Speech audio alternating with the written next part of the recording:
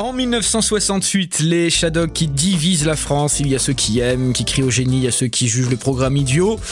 Pas si idiot que ça en réalité. On va en parler dans un instant avec notre invité et avec vous si vous le souhaitez. Vous êtes les bienvenus au 02 35 07 66 66. À tout de suite. Cette année-là, sur France Bleu Haute-Normandie, nos archives et vos souvenirs jusqu'à 16h30. Bonjour Guillaume Dozou. Bonjour Richard. Merci d'être avec nous cet après-midi. Vous intervenez régulièrement dans cette année-là. Vous êtes un passionné d'images, de cinéma, de séries télé, de beaucoup de choses en fait, toutes périodes confondues. Et vous allez nous parler des Shadocks cet après-midi parce qu'on a besoin d'un petit éclairage, figurez-vous. Mais vous n'étiez pas né, vous, en 68, Guillaume, si ? Alors 68, non, j'étais pas né, effectivement. Bon, alors comment vous connaissez les Shadocks ? Vous avez vu les rediffusions, bien évidemment. Il y a eu des rediffusions et puis ce que dit pas le papier précédent, c'est qu'il y a eu aussi une saison tardive, puisqu'en janvier 2000, Canal a pondu, c'est le cas de le dire pour les Shadocks, une 4e série. Exact, ouais, c'est vrai, en 2000. Alors, les Shadocks, c'est donc né le 29 avril 1968, 208 épisodes au total. Quel est le pitch de la série, comme on dit aujourd'hui ? Le pitch, comme le disait Jacques Pessis tout à l'heure, on a bien deux populations, les Shadocks d'un côté et puis les Gibis. Les Gibis ont réussi à fabriquer une machine qui les emmène sur Terre. Alors à l'époque où ça se passe, il y a simplement un seul insecte sur Terre, il y a un seul habitant. Et donc les Shadocks sont assez jaloux du succès technique des Gibis. Et pour ce faire, ils vont décider de pomper le carburant des Gibis, qui est le Cosmogol 999, n'est-ce pas ? Et ils vont décider de pomper ce carburant-là pour essayer d'arriver eux aussi sur Terre. Voilà en gros le résumé des 2 premières saisons. Le pitch des 2 premières saisons. Alors, voilà.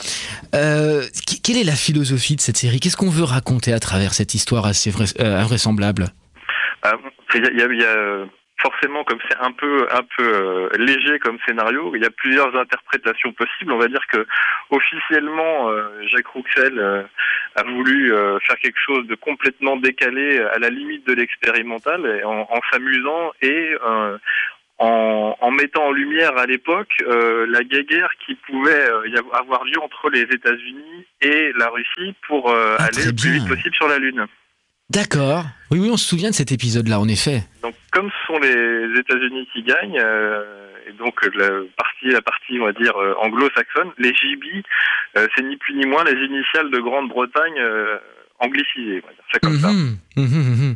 Ça, c'est une des explications qui est donnée, en tout cas, pour expliquer la philosophie du programme. C'est ce qu'on arrive à découvrir le plus souvent. Et puis bon, les Shadocks, Jacques Rouxel disait lui-même que c'était un clin d'œil à Hergé et au capitaine Haddock. Est-ce qu'en termes d'image, c'était quelque chose de, de très élaboré pour l'époque ? Non, enfin le pari au départ, c'était vraiment évidemment donc de faire de la 2D, du dessin en 2 dimensions, et ils ont poussé le vice jusqu'à donner des espaces aux Shadocks qui étaient aussi en 2 dimensions. Donc là, c'est, on va dire, des dessins très minimalistes, avec vraiment un jeu complet sur la 2 dimensions.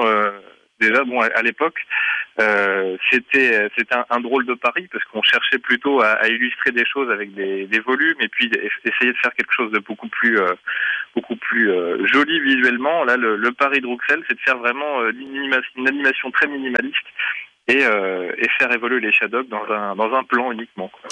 On a parlé tout à l'heure de la philosophie du programme. On a évoqué la concurrence entre les Américains et les Russes pour atteindre la Lune, pour marcher sur la Lune.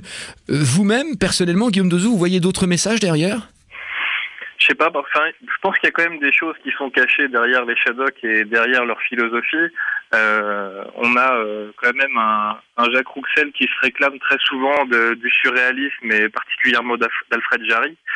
Jarry qui a écrit Ubu, toute la série des Ubu, qui lui-même détournait déjà des mots, s'amusait un peu avec le langage, et on retrouve ça chez les Shadocks. Donc je serais pas étonné qu'il y ait des sens cachés soit à certains épisodes ou à certains principes Shadocks. Ouais. Les Shadocks qui possèdent un vocabulaire de 4 mots, c'est ça ?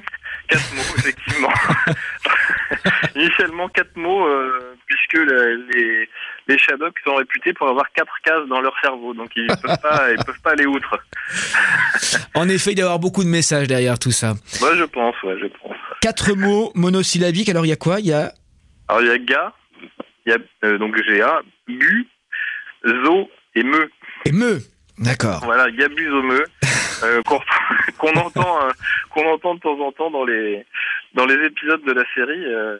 Et puis ensuite, il y a eu toute une arithmétique qui s'est déclinée autour de gabuzomeux. On peut trouver par exemple sur internet des convertisseurs de chiffres en gabuzomeux. Donc voilà, on a de quoi s'amuser une éternité là-dessus. Bien sûr. Alors, il y a également une chose qui est importante dans les Shadocks, et c'est vous qui m'en avez parlé au moment où on préparait cette émission, c'est la musique. Oui. Ouais. En effet, parce que donc notre Jacques Rouxel a travaillé avec René Borg, ça a été dit tout à l'heure. René Borg, mon réalisateur, entre autres, pour la partie dessin animé d'Ulysse 31. Il était une fois l'homme, il était une fois l'espace. Tout ça, c'est on lui en doit beaucoup. René Borg. On lui en doit beaucoup.